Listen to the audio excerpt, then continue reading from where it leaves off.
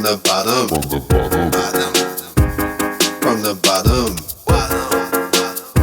You know we got 'em, we got it, got 'em. We from the bottom.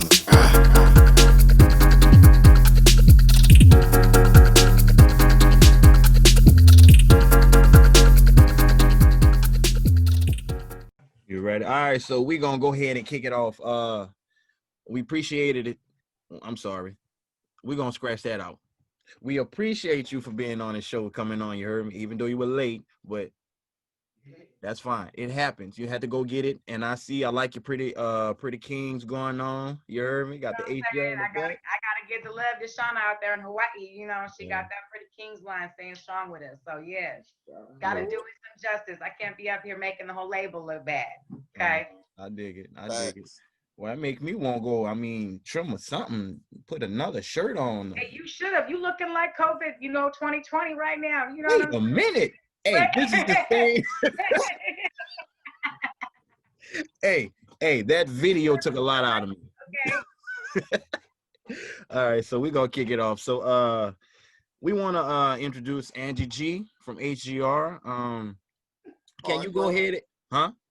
What'd you say? D, Anti D, oh, That's what I D, said. What I said? D. I y'all, mean, I am a G, absolutely, but I it's said G or D. G. You said G. I said G. You can say OG Angie D. That'll Man, work. You know what see, I'm saying? that is making you sound too old. All right, Angie D. I'm sorry. I thought I said D, but the G came out because you're too G-defied. It's But true. True. Happens all you making up words and everything. hey, just like all the other episodes, got to make our words. Hey, I can't stop now. Don't stop, can't stop. We can't stop. So go ahead and get the listeners a little, teaspoon of who you are as an individual. Okay. Okay. Well, I'm definitely an artist in several different forms of the word, but how most people are accustomed to hearing me right now is through rapping. I've been putting some songs out here, and I never considered myself to be a rap artist. Something it was fun. You have some drinks or whatever, and I could remix anyone else's song to talk shit about anyone that I'm looking at or whatever. So I've had a gift with it, but I always thought of myself as a songstress. Mm-hmm. Um, Started working with Mr. Mouthpiece, and they decided that there was a song I came on, and I was singing this verse, and I was invited onto the song because of my shit talking abilities, and singing just didn't go with the words or the rest of the song. So really, the first time I recorded myself rapping, I was I was shaking like a leaf in the booth, trying to take my melodic verse and just talk some shit. When it came out and I heard it, I liked it. I liked it better than I liked my voice when I sing. I have such a deep, raspy voice that I think I like to try to hit these notes and these octaves, and I don't belong there. And with rapping, I don't have to worry about trying to hit anything. I just got to worry about being myself. And most of my music that I'm writing about is for my healing from past experiences that I've been through. So, um, who I was coming into this back in 2016 and who I am right now in 2020, those are two different people at this point, in regards to my art. I still do love to sing, and there are going to be some songs on my first album that I am singing. Mm-hmm. But I'm being more comfortable in my lower octaves. Okay. Everybody has this view of, if you come out here singing R&B, for the most part, you got to be able to hit the whole line of notes. Mm-hmm. That's it's a lot of pressure of someone whose normal tone sounds like this. Mm-hmm. So just getting comfortable with that again, there's going to be a lot of change from who people in my past know me to be. Yeah. So yeah, there you go. So how long have you been making music? Oh, you My think? whole life. Okay.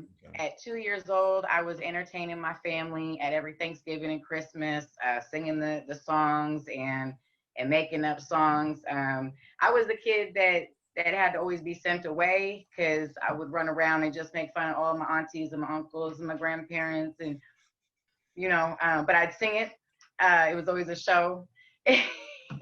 So at 4 years old, apparently, I decided that I could hop on a piano and play Mozart after somebody I watched do it. So I did that. And so after that, my mom kept me just with instruments. So musically, I've played the flute, the oboe, the clarinet, bass clarinet, all three saxophones. So just my whole life, I have been composing in one way or another. So I got a question. Did moms play old school music on a Sunday while y'all clean? So mom is eclectic. Let me tell you something. My mother is from South Idaho. Okay. So, my mom's like number one is country, right? But then when you start to hear like Dolly Parton and then you hear like Marvin Gaye, and then you start, she had such a mix. So Mhm. she went back and forth from classic soul, a lot of Aretha Franklin in my house, a lot of Tina Marie in my house. And then on the other hand, we had, at Willie Nelson and Dolly Parton, and I mean, we had all on both sides, right? Did Tanya Tucker, and just she was crazy, right? But as long as she could cling to it and it would get her uplifted and she could understand the story, she loved that music. So she went through an era of opera. Oh yeah. Oh, opera. Right. So it's a lot of my influence with music because I listen to everything. I can find like an appreciation in every genre of music. Mm-hmm. And so she brought that to me absolutely because that's as long as it made her feel a certain way, it was getting played in that house. It was getting played. Um, yeah, and then of course, like she fell in love with when she fell in love with Whitney Houston. I think that was where I saw myself in the gown singing her songs. Of course, I'm probably yelling them, as a kid, not really hearing the difference, but that's who I started seeing on stages and in the videos and stuff. Like, damn, she could sing. I want to sing like her. So I think her getting into Whitney definitely was a turning point in my life. But on the flip side too, when when I'm asking for albums for Christmas, Two Short Cocktails and the Dog Father and the Double All Eyes on Me album, you know what I'm saying? Right along with my Tevin Campbell, she give me my music. It was later, yes, like she give me my music. It was later where we would have conversations like, okay, I hear who you're playing. You understand he's degrading women. I'm like, yeah, I get it, but Too Short's filthy. Like I love Too Short. So she Wait, wasn't right. Like she wasn't your normal mom. Like she'd be upset just, as a woman, right? She didn't want to hear it, but everything I did, my love language is music, and we've known that my whole life. So if it was going into my passion, she was, what's she gonna do, right? So she was very embracing of the rap that I brought into the house because I was definitely the gangster rap, big Raiders coat, thick eyeliner, 90s. I had it all down. Yeah, that wait a all. minute. Wait. You were doing all this in South Idaho? Oh no, no, no! I said my mama was from South Idaho, Oh, not me. I'm like, she said South Idaho. No, no, I was born in Idaho, but I was raised between here in California and Arizona. So Oh, so when you were getting those Two Short albums, you couldn't play those too loud in the house. no, not true. We my mom got me a component system to her dismay and her own demise. And I bumped the hell out of Too Short. She would go outside and smoke a cigarette. And yeah, like I said, music is my love language, and my mom is very she's very spiritual and intuitive that way. She's definitely got some sixth sense blessings that she can have a dream about you and maybe tell you about your tomorrow. So she was very embracing of it, but yeah, she didn't want to hear that shit, you Oh, know. my mom used to be like, "Hey, ain't no Kurt Franklin up in here. Turn that off." Right, right. Yeah. Yeah. I mean, even now, mom has been to all of our shows. Every last one of our shows, my mama has been to. Yeah. And Wow. it's cute because she's, she's that little older white lady in the middle of the floor, stomping her boot like she's at a hoedown. And as long as your music that is playing's got a beat to it, she's gonna like it. Mm-hmm. So she's seen a lot of local artists at a lot of these different shows, and she's put in her 2 cents about them. And sometimes it's gotten a little bit hood at some of these shows. I've had a lot of other friends show, and Mm-hmm. they all have a job, and their job is protect my mama at all costs. You know what I'm saying? Because the first time her toe gets stepped on, don't make me fly off the stage over my mama, because I will. Not a big deal. I will stop the whole show and whoop your ass. That's my mama. So they have their jobs, and they keep her, surrounded and stuff. But they've gotten to where they've been like, oh, it's a little hood around here. Mom just looks at him. You're at a rap concert. I don't know where you thought you came. Shout out to moms. I know, right? Always. That's Mama HGR. Yep. That's that's So how did you hook up with Mr. Mouthpiece? Like, how did he know that you had talent in music? Well, I don't think he knew I had talent in music when we first met. I think I think the initial introduction, he wasn't sure what to do with me when he first met me. Mhm. I pretty much took all 5 feet of me and bucked up to him, just about as tall as I could possibly get, and like threatened him. And I think I socked him in the chest, maybe the first day I met him. Hey, that's Yeah, a we rough met. record label. we met through Like, mutual friends, and something had gone down. We were at a house party, and I was trying to get two of my homeboys to like stop beefing, and he had inserted 2 cents. And well, y'all have heard my music. Yeah, mhm. yeah, yeah. so of course, when we got to know each other and stuff, he has a story that we were at a party. I don't remember it, but I started freestyling at this party, and he was like, "Oh shit!" Like, okay, well, I wasn't expecting that one. She, shocked me already from jump, but okay, now she does this. So of course, he was one of the main contributing factors of when I was too scared to actually record. Like I stated in the beginning, he was like, now he remembered 2005. He was freestyling at this party. And no, I don't remember that, but okay. Like, if you believe in me, I can believe in me too. So, yeah, we've been friends for 15 years now. It's not the first time he's asked me to work with him, but it was definitely the last time. He wasn't just going to accept no anymore. I had to run from some demons before I got to come back and make music again. I got pulled out of it, um, at one point in time in my life. So Yeah. yeah, but yeah, he's always seen it, I guess, and I've always sang around him, so he knew that part was there. But yeah, he was excited for the rapper to come out and actually be recorded, so there was some proof. That's amazing. So let me ask you this one. Do you feel any pressure being a female artist coming from Seattle? Because there's not too many female artists out here in Seattle. So do you feel a lot of pressure on your shoulders in order to put Seattle on the map? I As do, far because yeah, just I tell these guys all the, and even the shit that y'all started giving me in the beginning, right? I'm late, right, trying to get ready. So people that really know me, like hair tie bag, sweatpants, no makeup, no jewelry, that's tennis shoes. That's how I get down. I'm like the true tenderoni. I'm that one. As far as the Seattle artists that I've seen out here that are females, like it is really pretty. There's a pretty side to them. So there was this pressure of every show, any event, anything where my face is being shown. I need to kind of step into my femininity that I am protecting through my music, right? So it put some pressure on that as far as the appearance.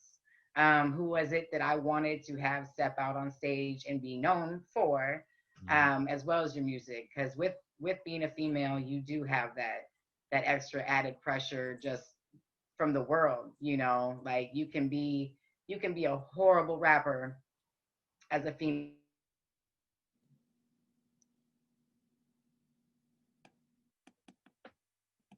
You paused on us.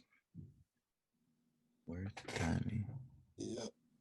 Yep. I think I don't know. I guess if we can still see us, like I think it's on their side. I should screenshot this.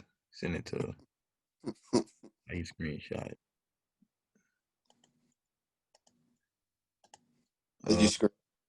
I don't know. Can you screenshot it? I know on Apple. I don't know. I'm pretty sure you can. It probably be a couple of buttons you can push to do a screenshot. Should I pause it? I don't know what buttons it'll do. Should I pause it? Yeah. Oh. Hold on. Oh yeah, see, they connection went bad. My bad. I got to ask some questions. No, you good. I was about to go start. I was hey, be like your boy on the show that you was on. Be like, I wanted to ask a lot of questions, but you asked them already. Hey, I'm here for the love. I know. Next one I was gonna ask was do you feel you gotta come lyrically harder since you in between Mr. Mouthpiece and him? This answer. Was it Stop talking. Stop talking. Who had that face? I'm like, is she gonna move?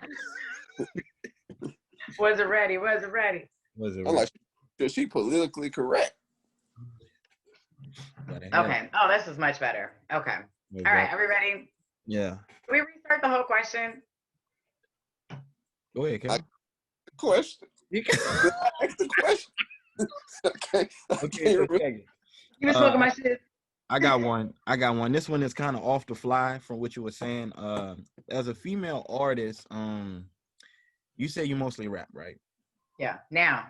Yeah. Now. So do you think you'll be able to do the same as if you were singing? Like the same energy? The same energy and the same production and yeah. No. No. No, because I was not sweet talking. I mean, everything that I say in my music that I say to these dudes, I say to these dudes, you know. There's nothing sweet about that. I've been in a lot of situations where before I've opened my mouth, you know, people have been like, "Oh, okay, that's that white girl," and then they come and they say something and they should have never let it come out their mouth. I'll be right there to check them. So, can you sing that? Nah, not really. Like Monica can, but I don't have Monica voice. You know what I'm saying? Monica sings a lot of shit, which I love that about her, and that's kind of who I would always think about trying to sing my shit talking verses. It doesn't have the same energy, you know. I can't even work my body language into singing about half that stuff like I can rapping about it. Yeah. So yeah, it was a very natural move and transition, especially for, you know, the healing that I needed to do. Mm. Now, you know what I don't see here in Seattle are a lot of female rap artists. Well, I know one, Say Love, I think that's her name. Shout out to Love. I know that's her first name. But okay. It's not that many. No. No, every show I've been on, save one, because Lafayette was performing in that show. So there was one show that I was not the only female artist, but that's been it. And we've done at least 7 shows, right? About that much. So I've been the one female artist. Sometimes that's been fun though, because as a female artist, so the one up in Linwood, big shout outs to my fans up in Linwood. Let me tell you, that was the one that we opened for X-Rated. And we were the act right before him. Like, and that's my guy from back in the day, right? Like I will come off the cuff with some of his old school verses like it's nothing. Love that man and his talent. So I was so nervous. I was really quiet before the show, just kind of off in the corner of the veranda outside. It was a summertime show. Just, you know, smoking and sipping and just trying to catch my breath a little bit. And then I guess I was talking with one of his roadies, like one of his main, handlers that goes on tour with him. And so then I get up and I perform, and no joke, the whole crowd, like, first it's a lot of shock. It's a lot of shock, and then all you see is that whole crowd just vibing. By the middle of my song, homeboy that is with the X-rated party is up in front, like, going nuts. I didn't know that was you outside. Like, oh my God, he was tripping. Yeah, like that. I Rapping definitely sells it better that way, and to be the only female and to have the whole crowd moving the way that I do, to leave, all the females wanted to come meet me. They weren't looking at all the other artists that were there performing. I had all the groupies by the end of the night. So, I mean, I had husbands, I guess, coming up to Mr. Mouthpiece, like, my wife really wants to meet Anji D. Like, can she meet Anji D? You know what I'm saying? And so sometimes it's worked in my interest to be the only female, because you look on these other guys' faces, just like, oh man, what? Like, It'll be So dope. It'll be dope. Or have you ever thought about featuring, or have someone feature on your song a female artist that can sing and you rap? yes, and I actually do have a song where that was the case. Okay. So I'm trying to get that one handled. But Chicana, that was a song we actually performed at that show. And She Can Blow. That's, all shout out and love to Shayla. Love you, girl. She can blow. So I love that. I love having other people that have talent with me. Yeah. Because for me, it's something I can feed off of. I can take a breath. I can shine someone else's talent. Like, there's so many derivatives of having someone else working with you on your stuff. Mm-hmm. They can make you look better while you're making them look better. Like, there's a give and take when you have people make a debut on your music. So Yeah. so far it's been a beautiful thing. Yeah. so as being the only female on HGR, do you feel like your bars have to be like superb because you're in between Mr. Mouthpiece and him 3000, so they bringing it. Yeah. So it's like a competition with you. Like, oh yeah, I got to bring it now because I know what they gonna do. No, it's actually never like that. It's more of like an uplifting. So there have been several times that any one of us has walked into that studio and has been less sure of themselves on that day. What they were coming with, and as a family, it doesn't feel like competition. It feels like, oh, I see you come in here with your head down. So today, here's my feedback for you. And, you went flat here. So bring it up over here. And your energy lacked over here when you were dubbing this part in. So bring that energy back. And so it's always constructive. Never once has anyone said anything to me that has made me feel less of an artist in any kind of way. And to be fair, so they over here just getting fuzzies and stuff. But to be fair, I am the master of the last minute verse and always sounding good. So I actually have written a lot of verses on all of our collaborative songs. The verses were written at the studio. There where we were recording at Clatter and Den, there's magic there. There have been so many people, Stevie Wonder, Mariah Carey, Ray Charles, India Reed did her last platinum album there, Wale. There have been so many different priceless artists that have worked there that something fills me up sitting there with a pen and paper and my headphones. Mm-hmm. So yeah, never once has it been a competition at HCR. And if you try to make it that way and you try to, bring that wedge in, you just won't be there. Period. Yeah. Cool. You know. So what is the writing process for Miss Angie D? Good question. Take us through your Oh writing man. process for a song. It can happen a number of ways. Someone could really hit a button, and I'll come home and have a whole song down. If it's the song that is coming out soon, Woman of the Year, Mr. Mouthpiece sent me a beat, and somebody very close to me was going through a situation that I had been through, and been through in more than one, situation, and that's domestic violence, by the hands of your significant other.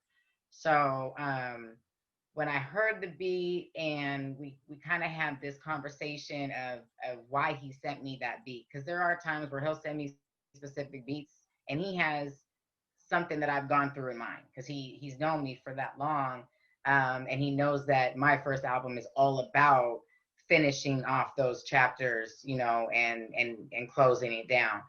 So we thought about this one, and I was like, this has definitely got to be an anthem for women to understand that you're not alone, but that you need to make a different decision. The times of me watching women feel a need to be loyal because they're scared to walk away. Those days need to come to an end. The stigma needs to come to an end, period. So women empowerment, exactly 100 years away from the women's suffrage movement, was very, very important to me, because, if you guys know, 2020 and 1920, those are very powerful years, even though we've experienced what we've experienced in 2020. My goal of reaching and empowering women and bringing them up has been met, and been continued through my music. So Woman of the Year was very much, it's time to build the strength back up in our women. So having that song going through creation, I don't know, like, this is why I'm doing it, right? Like, this is the whole meaning behind why I wanted to be a part of this. So my inspiration for that was just like, what did I go through? You know what I mean? Like, what was it I did? And obviously, with the person that inspired me, I was able to, while I was in studio recording, give them a phone call. And so throughout this song, you'll hear me talking with somebody over the phone. That was inspired just by being in that booth and recording the words that I had wrote down. So because nothing hit me, I wrote the words out, right? With the beat, it was nothing, right? Just boom, boom, boom, just came from the head. When I went in there to record, there were several breakdowns, several very emotional, just deep moments of tears being spilled, because it was like, it's that heavy. That's when you feel it, right? So the writing process, that's never been a problem. Delivering it and recording it, that's been the new process of recording for me, is just feeling that, bringing that energy. I like yeah. Much respect to you for trying to empower women. What did you feel about women in music today? Because it seemed like the only women that's selling is with some type of sex involved. Yeah. Take their clothes off in order to, be an artist these days. And some girls out there, they do it lyrically, but it's much harder for them.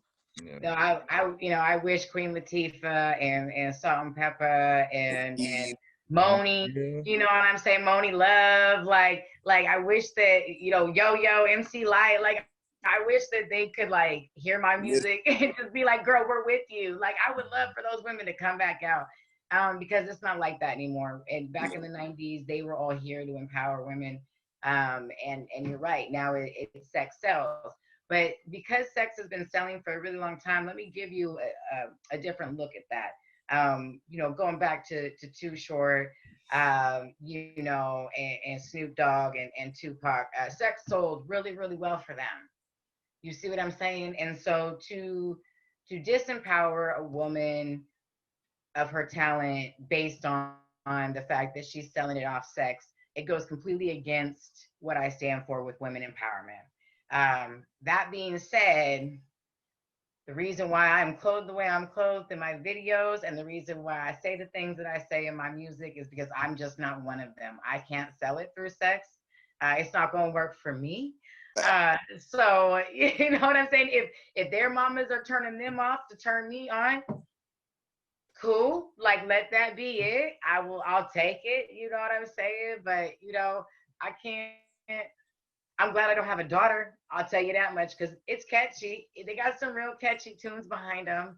Mm. I'm really glad I do not have a daughter, because I'd probably punch her. But as you know, Cal, I got a lot of nieces. Yeah. And and now as the nieces are all getting older, the sisters are wanting to send me my nieces. Before I was too hard on them. Now I'm hard enough. Like, I'm just right. So,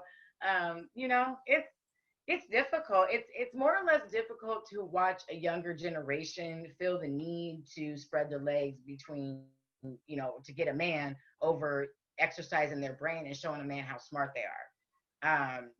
That's always been a fight, quite honestly. That's always been what society has told us as women, is that, we were here for everything a man needs us to be here for. So until us as a gender can be empowered, we'll always have music like this. We've had it since day one. I mean, they were upset about that "It's Cold Outside" song from the 50s. I mean, that was a Christmas song for all intents and purposes, you Mm. Yeah. know. But homegirl, she's a whole tease in that song. So it's been going on. It Mm. really has been. Yeah. Oh, Tom. Oh, JR, you got a question for? My other question, yeah. Do you hope okay, nope, scratch that question. How far is it that you want to take your music career? How far you want to go? Um, so I'm probably gonna get some booze from each side of the table. But as I said from beginning that That was I quick. want, I just want my one album. I just want my one album, and I want to finish. Like I said, I want to close off the chapters and put healing on mine. What I would like to do after that is I would like to get behind somebody's talent that I know I can help with. I know I can help them believe in themselves.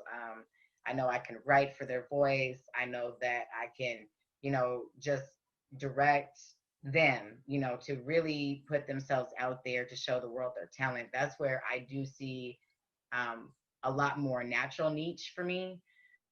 Every new artist that we've gotten onto the label, I've been right there, to be like, okay, I know some ways to make you feel more comfortable, because I remember how intimidating the booth is for me, and so being that caretaker and having the love of music, but seeing a bigger talent out there and maybe a bigger need for what they have to offer, um, I would really like to be a part of that.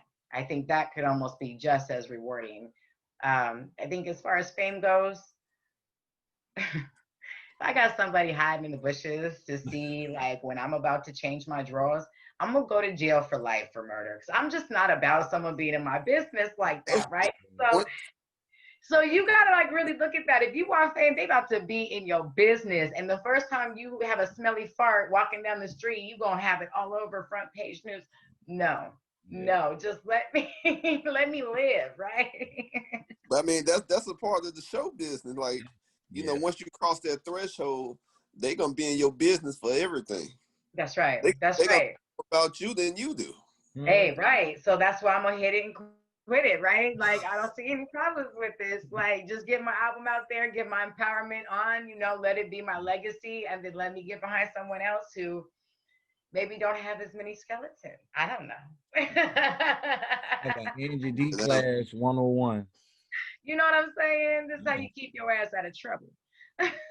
That so is do Miss Angie D, do you ever get writer's block? ooh. Yes. Oh yeah. Um, the more the more emotional of a situation I go through, let's say like a bad relationship, it is very hard to write. It is very, very hard to write. So I had, 9 months of writer's block a few years back, and it was difficult because everything I wanted to write was like, fuck you and fuck this and fuck that, and I probably could have gotten some hitters out of it. Um, being a woman and thinking that you love somebody, you're like, oh, I don't really want to say these things about them in a song, right? So it's a conflict of interest, quite honestly. Especially with what I mostly write about, definitely would have been a conflict of interest. So I've gotten writer's block that way. Um, I think if there is a lack of energy, like from the family as a whole, like if I kind of start to see that we're plateauing a little bit, or we're taking more or less a break from recording, like COVID, things like that. It was hard to write. It was hard to write because I've gotten so used to being able to write and then go record, which is the exciting part. Mm. That I didn't want to tease myself. I didn't want to, not be able to go do the recording after I wrote. So yeah, I definitely go through it. Yeah. Do you have a lot of unreleased songs that you're not going to release? I'm not going to release them, but that's why I want to work behind somebody, because I probably have millions and millions of dollars worth of music in my storage boxes. I have 20 full journals with music in them. Yeah, like I have music everywhere. And I'm not the voice. I don't write for my voice. So yeah, I have a ton. You're a ghostwriter over here. That might be Yeah, right. That's why I'm telling you, there's more money in that. Look, I told my wife, look, boo, because we have a song together, and I told her we should do that professionally, because that whole, and I'm like, well, yeah, I wrote it, but you just rap it. Right, right. It's pretty cool. There's no problem with that. If you can see somebody else, saying your words or performing your words at the way that you see them, I think that's really where music begins. Before anyone writes a song, you have the whole thing in your mind already. You know how you want it to sound. You know how you see the storyline, and the minute that you can't make that the reality, what's the problem with finding the person that can? Mm-hmm. You know? Yeah, there are people that are on another level when it comes to talent. Yeah. And And yeah. they just never had anyone behind them, enough to believe in them, to bring that out. I have a friend that's on a new song that we're all on. That I call it my Michael Jackson moment, because I was sent to beat, had my idea, hit up my homeboy in Atlanta, and was like, I need your voice. Yeah, I like that. Yeah, I remember. Yeah, Yeah. I need your voice, right? And then he sent me back this 2-minute thing, and I cut and pasted, and I worked with our sound engineer, and every no that he tried to give me was met with a no. We're gonna do that. We're gonna figure it out. So again, when I had the hook wrote and I was listening to it, it was like I heard it. I heard it all in my head. So when we got to get to that finished, beat with his voice on it, that's when I asked, Mr. Mouthpiece and him, I was like, you guys want to get on this? Because this is a definite vibe right here. And thankfully they're like, yep. So, that's going to be a really exciting one. But yeah, you hear it. The minute that you start writing your music, you hear exactly how it should be. Mm-hmm. Okay. So I got this question. This is like a two-part question. Oh. See about the business part of music. With music being a shady business, would you sign a 360 deal? And if not, what kind of deal would Miss Angie want? So I've always spoken about it. If someone were to want to sign me, I would need a different kind of deal. So I could write music for a different label as long as the money up front was enough for me to put into HGR, and also work with HGR. There's no way that I could see a contract benefiting me without lifting up this label.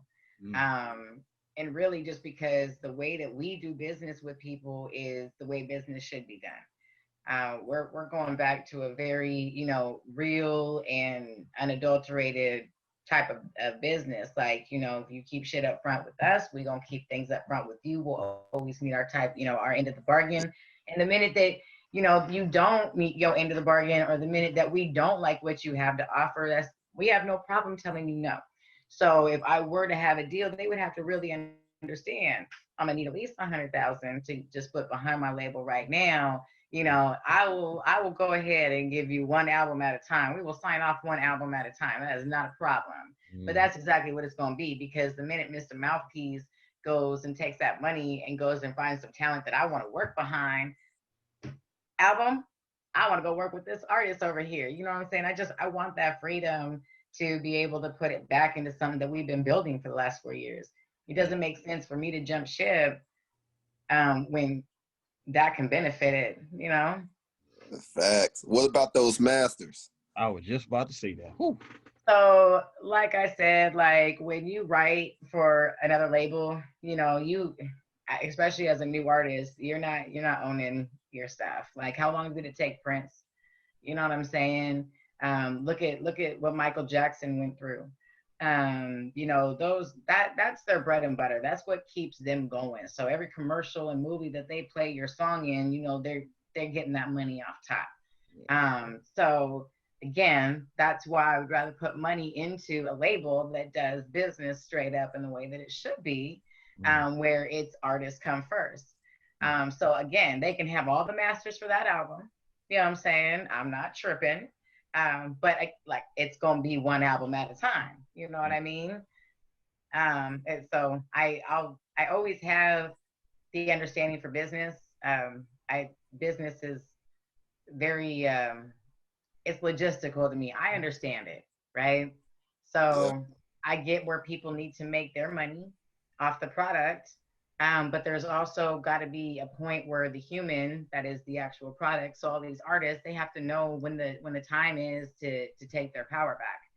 And that's usually where things don't work out correctly, because by that point they're already so greedy, or they're already so in debt that they can't afford to leave that pimp behind. You know, um, if you understand business on the street, then you're gonna understand everything has its expiration date. So Mm. including the hand that's feeding you, because truly you don't want a hand to feed you for life. You want a hand to just help you up so you can go ahead and bubble, and bubble on your own terms. So that's what they would get out of me. Like it, love it, or leave it. And that's probably why I will never get signed. There you Triple L. Like it, love it, leave it.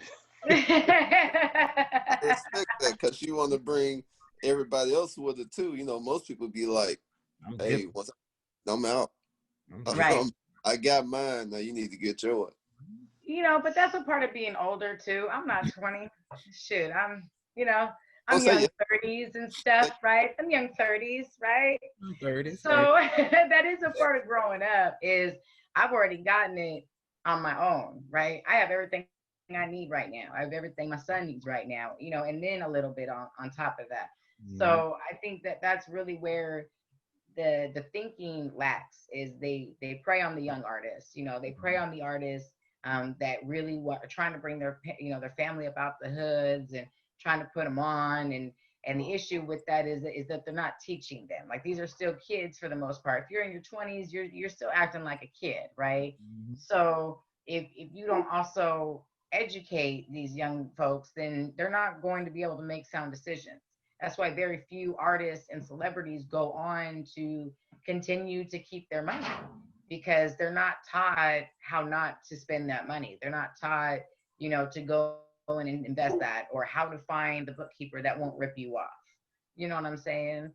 So Who a who lot of that is just age. who fault do you think that is? It's on both. It's on both. But again, the kid is much less savvy in that business. So it's like a 70-30 in my mind. 70% on the labels, and their wolf tactics. 30% on that kid, because for all intents and purposes you are an adult. And then also, if your parents have been kind of watching you blow up, you know what I'm saying, or get to that, and they haven't educated you, well, they definitely take some of that 70% guilt from the label, and they got to own it themselves. You know what I'm saying? Because the minute my son got started in sports and started talking about he wanted to be a pro, let's talk about your money if you ever go pro. Yeah. Let's talk about what to do and not do if you ever go pro, so that you can continue to have money when you retire or get hurt. Yeah. right? Mhm, So mama. absolutely. That's But just I will like, say, I don't think the record labels will educate you on money because that's what they need is somebody who don't know. You know, they could just throw some money in front of them, and then they signing off everything. You Right, know, the label ain't gonna tell you that. I don't think no business will tell you, stuff like that that'll benefit you. They right. want you to come in dumb. So, they you want know, that. everybody who step into the music into any type of industry should at least do their homework, no Oh matter yeah. what. Any type of industry, especially if you have something to give to that industry that they'll benefit from, any type of invention or anything like that. If you just go for the first thing smoking, you will get it in the long Yeah. run. It will hurt you. Oh, yes, indeed. Back catalogs is what they call it. Yes, yes. Oh, And ah, that's crazy. So, so Angie, is there anything, any questions that you want to ask us as the interviewee? yes, yes. I would like to know what got you two into this, into wanting to interview locals Local. that, may have something as far as talent goes.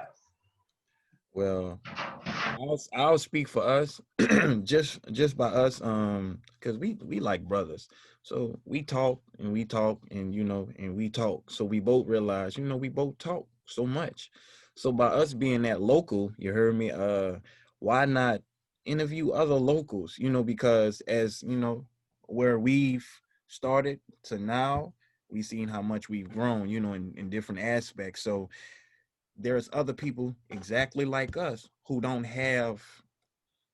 don't either have the resources, or they just need that little push. So I feel that's one of the reasons why we took on this and just kept going, because like I said, the best people are the ones that um that are shy to be on camera, who Right. have great ideas, but like I said, there's no one telling them that your idea is great no matter what it is. I mean, you have to fail to succeed. So, That's true. That's very true. Well, let me iterate. Yeah, Uh, yeah, get in there, Cal. Don't let that man speak for you, Cal. You get that. well, it just wasn't local. I think like we do it like nationwide, but we realized that it's more people than celebrities who have stories and knowledge that they can share. So we were like, after we did the audio part of like 100 episodes, we were like, this time we could do video and we could just use the platform in order to share other people's stories, help them out. yeah, So, cause we talked about everything on our stuff, so it's time to let somebody else shine. yeah, I like that. yeah. Yeah, that's Yeah. good. So, well, I mean, we're like, do you guys want to do like a dual night show one day? Like, you guys each have desks on each side of the stage. You know what I'm saying? You could just put the guests in the middle and then just start hammering shit at them, right? Like, that would be Yeah. funny. Yeah. We thought Yeah. about that, didn't we, son? We thought about a live show one time Yeah, before everything shut down. yeah, But I don't know. It just like it. We came to realize it don't take much to support somebody. yeah, Everybody had like, well, some people had like their personal brand is like big time where they can't even share somebody's music or like somebody post. It don't take much to do that. Yeah. don't You Yeah. scroll on Yeah. Facebook for an hour for like this, Yeah. but can't share that one person, your one partner. So yeah, Well, You know, but that's the, the same one that's like posting like they loved you before you started posting your talent. Now they hate you, and you're like looking at that person like, and you posted that because that's exactly how I felt about you. Like, well, the thing like it's like people will support celebrities and everybody else before they support people they know personally. yeah, hmm yeah, And I never understood that. If you know somebody trying to do something, what would it hurt you to share their stuff or like their stuff?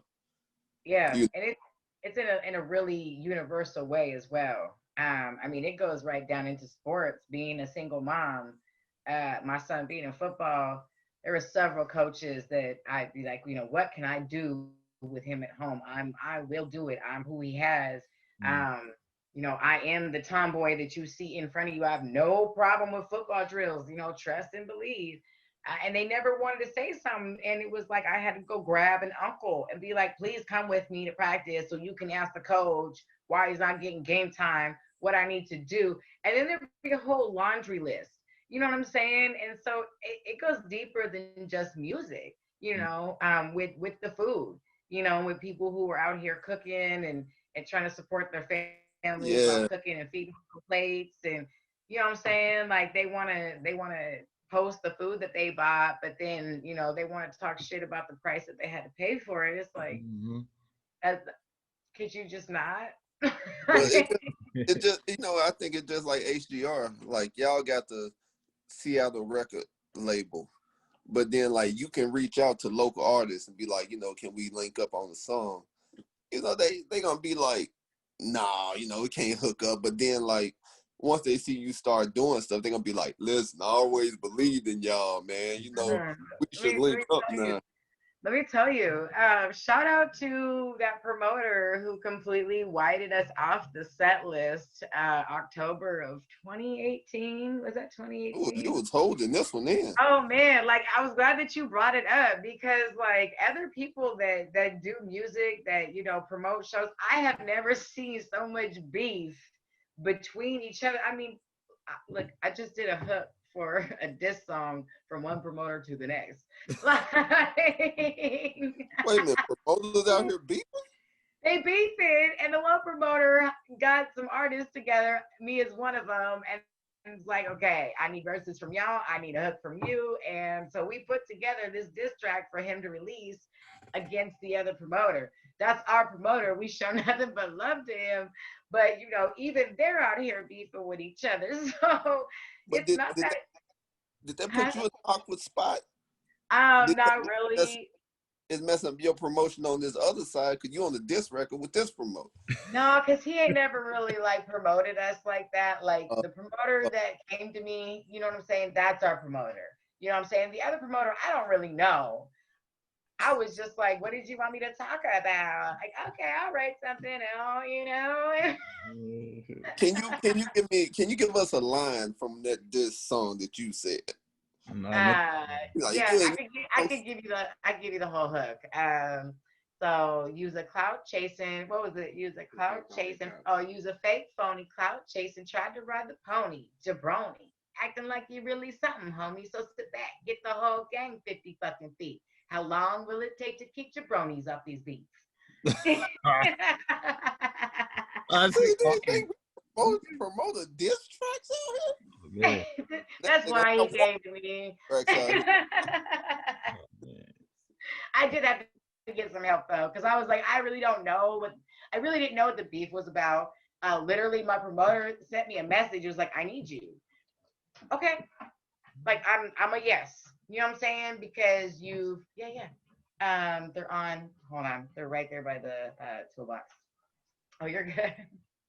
um, so he's done so much for us. Like I told you, we got whited off the set list of the song or the show we were originally supposed to do with X Rated. So our promoter made sure that we got on the next show. You know what I'm saying? So definitely, I need you. Okay. Time out. That's who did that? Yeah. That bitch ass nigga. Right. So that see, it's not hard. If you're out here being an asshole and you're fake as hell, like it's not hard to get it around, Washington at all, right? So yeah, Wow. I had no qualms. I I mean, think I what's heard he gonna oh do? Call no. me a bitch? Oops. That's Promoters got diss tracks. I mm, ain't never heard of that before. And actually, This deep than rap. C Dub is on it with me, so that makes it even better for me. I was like, oh hell yeah, I'm on it with C Dub.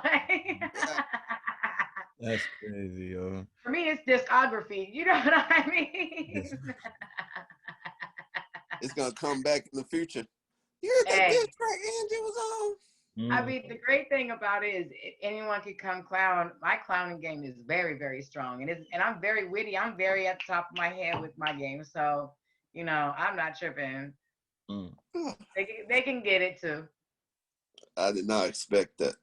Man, promoter. Promote a diss track.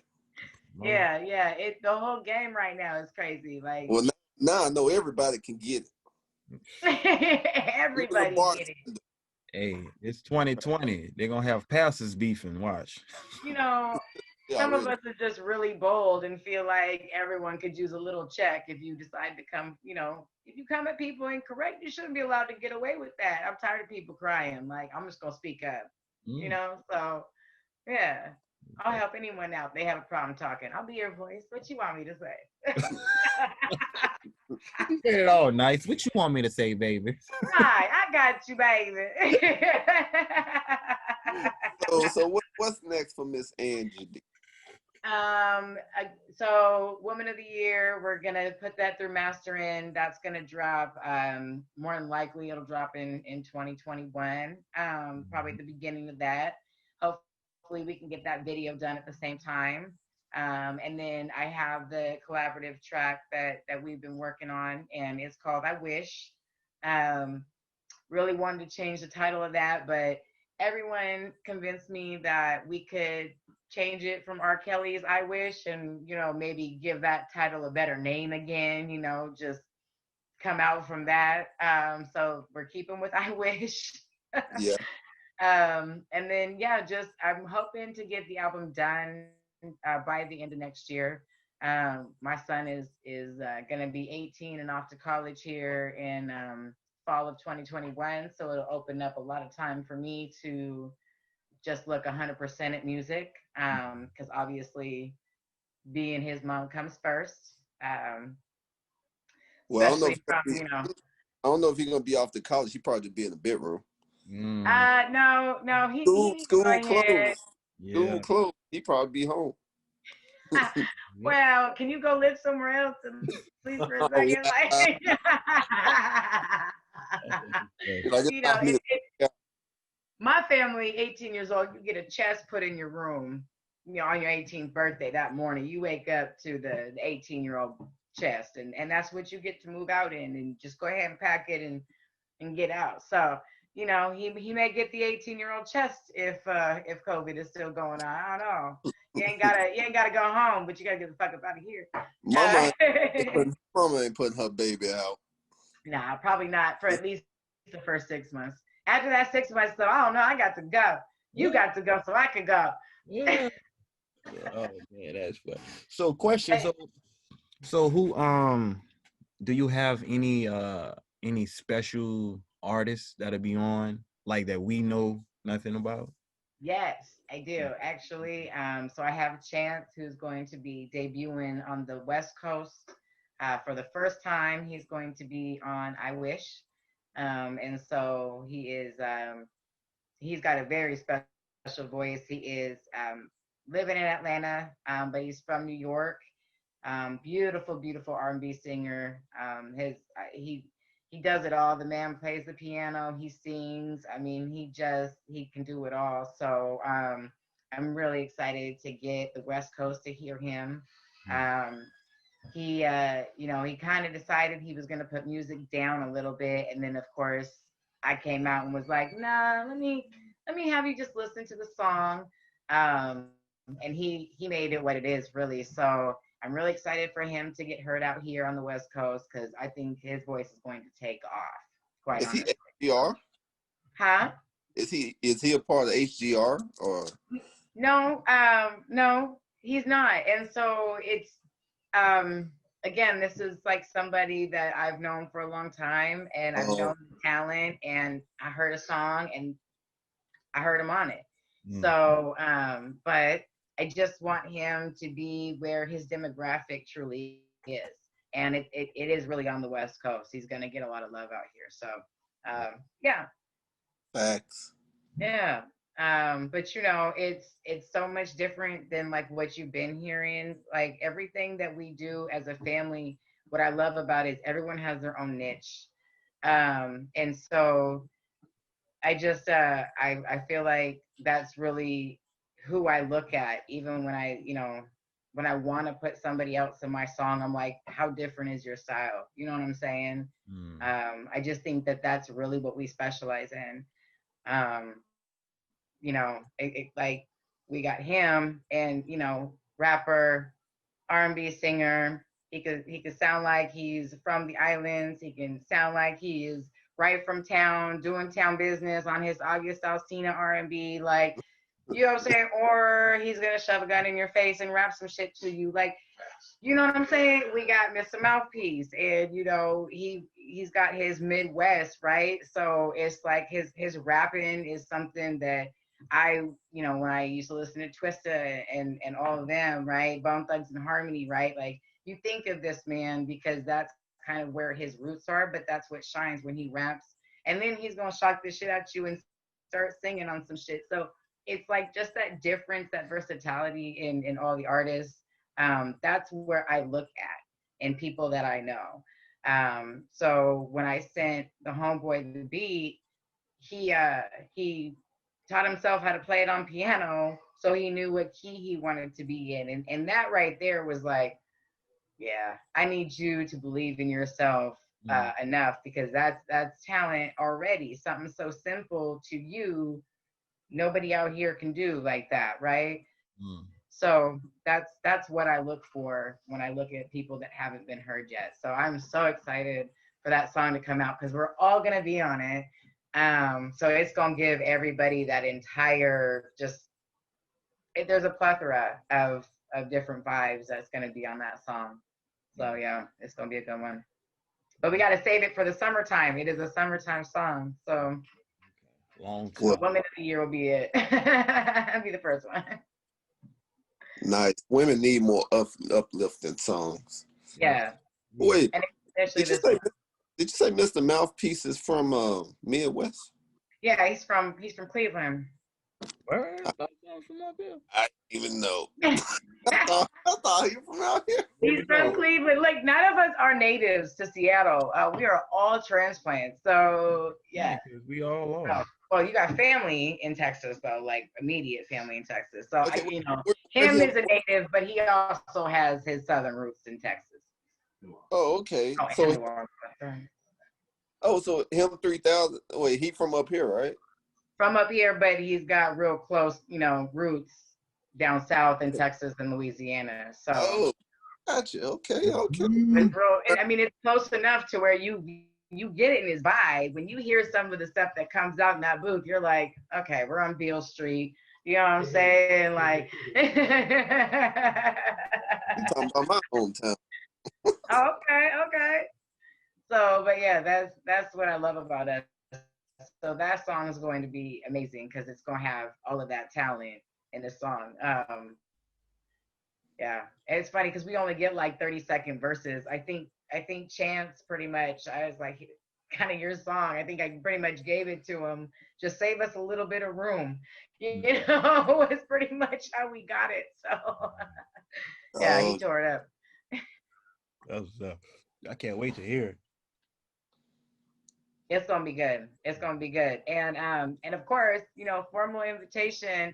I know both of y'all got mini me's, and the video when we do that is going to be all about us and our minis, because it is a very reminiscing back in our day type of song. So I'd like to invite both of you guys and your minis out to the videos when we do shoot, and come be a part of that. Oh, You know? appreciate it. Yeah, you know I'm with it. The boys. Yeah, absolutely. Mm-hmm. Oh yeah, and all them boys look like you regardless, right? We already had that conversation, Cal. I know you got a couple daughters and sons that look like you too. Yeah, too many.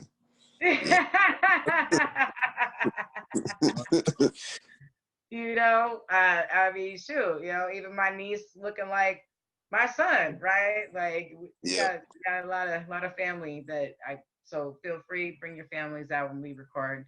I'll give you guys the information more when we get closer to it, but love to have y'all part of that. Oh yeah. Well, we like to say that we proud of y'all. The movement that HGR is on. Yes, we are. How can people find you, your music, your videos? Everything. Yeah. Like I'll look over, I'm like, this isn't what I do. I just find talent. So, Mr. Mouthpiece, where do they go? Yeah, we're on YouTube, HGR channel. You can just look up Alcohol Records. I have to turn the camera on him. We can't. I was trying to get him to come over here. There we are. Yeah. How y'all doing? What's up, youngin? Yeah. So yeah, we're on Hardgrown Records under YouTube. You can search Anji D on Spotify, iTunes, whatever your favorite platform is. She's on Pandora, Deezer. We're on Facebook, Hardgrown Records, Instagram, Hardgrown Records, Twitter, Hardgrown Records, everything Hardgrown Records. And I'm Angie D on Facebook and Angie. So I do got one question. Is HDR recruiting new talent right now? We got a couple insights. I gotta keep that on the, Down low. Yeah, we got some good things coming up for 2021, man. Yeah. Okay. Yeah. It's not gonna be so much the boys club anymore. We're gonna bring up some females onto. So I'm pretty excited. It's has to be a part of the boys club. Okay. Yeah, it's always gonna be it's always us at the table, so but yeah, growth is what it's always about. Yeah, we got some good things coming up for 2021, man. It's gonna be lovely. If you thought it was good now, it's gonna get even better with the time. So yeah, that's right. Because I don't know if you guys knew this. I'm not only an artist, I'm also the president. Ooh, Mr. Mouthpiece isn't only an artist. He's the CEO. So yeah. I'm a janitor. Yeah, no, he is not the janitor. We don't have one of those. I gotta say, I'm proud of the movement of what everything y'all doing out there. Much appreciated. I can't wait to see y'all get on top of that mountain one day. And y'all. Hey, every step gets closer to the top, man. So once we plant that flag, it's in. That's a wrap. That's for sure. Wow. There he go, the man with the plan in the back. Luck. With it. What's up with it, love? It's good. I gotta say, him do keep that pistol on his side. Hey, good morning. No matter. That 2020 you shit.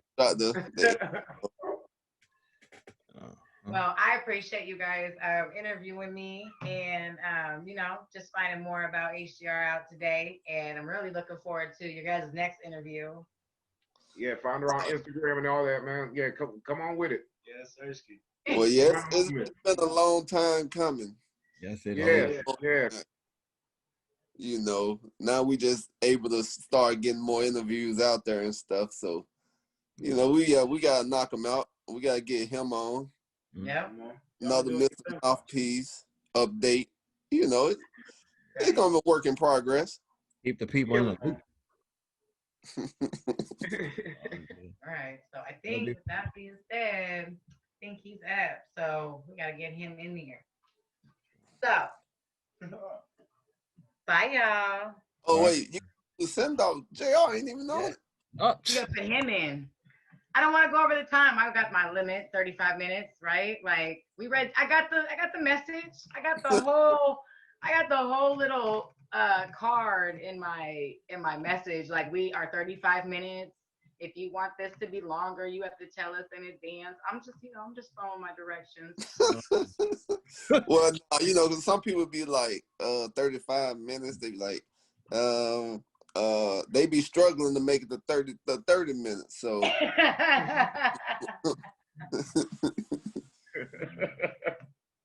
hell no, I don't struggle to make that. I talk like y'all talk. Yeah, we talk a lot, especially JR. And look, we heard a lot of both of us today, so we equal. So you gonna let us do the signature? So you know the signature already. I don't even need to explain it. Go ahead, send us off, Angie. I send y'all off. Yeah. What do you mean? This is her first interview with us. How's she gonna know? Cal and J, a day. God, Chris, no. Okay, I got you. Are you ready? Yeah, you ready? But you gotta do the call. Okay. Cal and J, every day. Go! Bye. Appreciate y'all. All right, y'all. All right, man. Be easy. From the bottom, from the bottom, you know we got 'em. We got it, got it.